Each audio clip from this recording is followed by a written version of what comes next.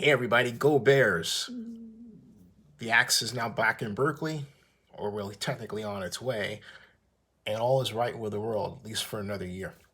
So, after a wild swing of 3 years where it saw the Golden Bears get back the axe that we lost 10 years ago, then lose it during the first year of the pandemic, 2020, only to gain it back this year, we have to now turn around and look at how Cal blew out Stanford in such a fine fashion to win 41-11 and exact the biggest blowout that I've ever seen since that 1993 46-17 shellacking that we gave the Bill Walsh coached Stanford Cardinal.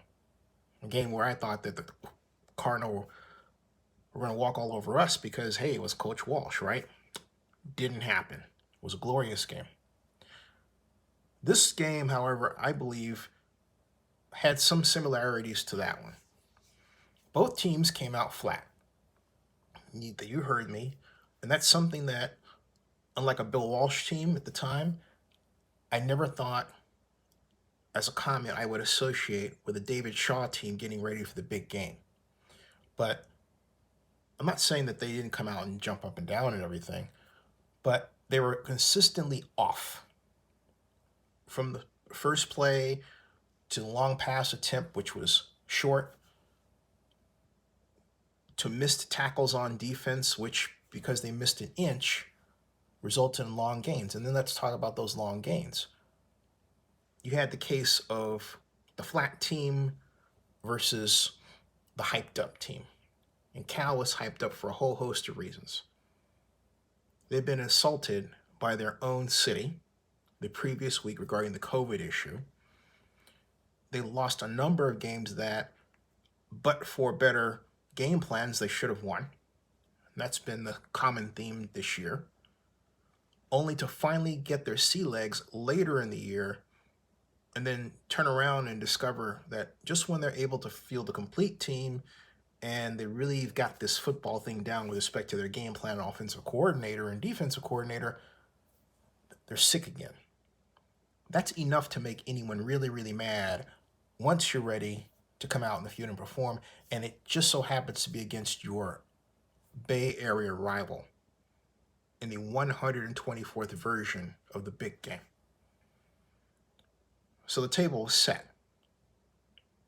The question, however, is why would Stanford coach David Shaw, and I never thought I'd say this about my friend, put a game plan out there that was so devoid of any innovation or notable strategy, completely unlike his past efforts in the big game?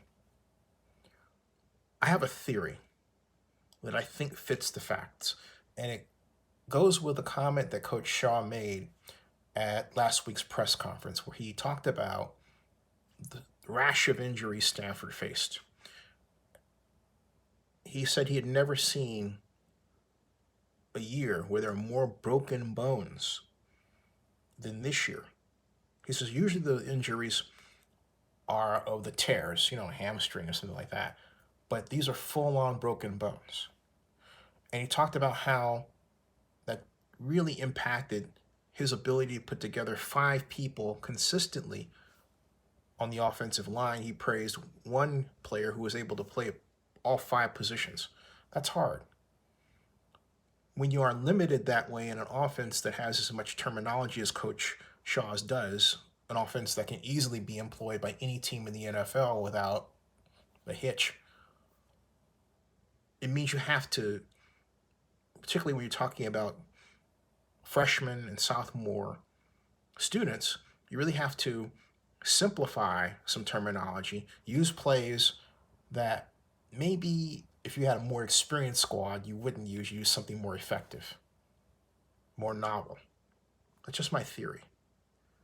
But the bottom line is they really set themselves up for a beating. Now, you could say, hey, they started off well and they were inside the Cal 20 twice and they got down to the goal line and didn't score. That's true. That's true. But when you get to a situation where you find yourself quickly behind, you have to alter your strategy to come back faster. More quick passes, more no huddle, more unusual and exotic formations. You have to really put pressure on your opponent, and Stanford didn't do that. Cal, on the other hand, came out playing pretty much the kind of game plan that I said they needed to play to win. Not that they listened to me. Just maybe a coincidence, or maybe great minds thinking alike. Well, Musgrave put in a virtuoso game plan, and his determined charges executed it with precision. And we won. And there you go. That's what happened. Subscribe to Zenny62 and bookmark localnewsnow.com. Go Bears.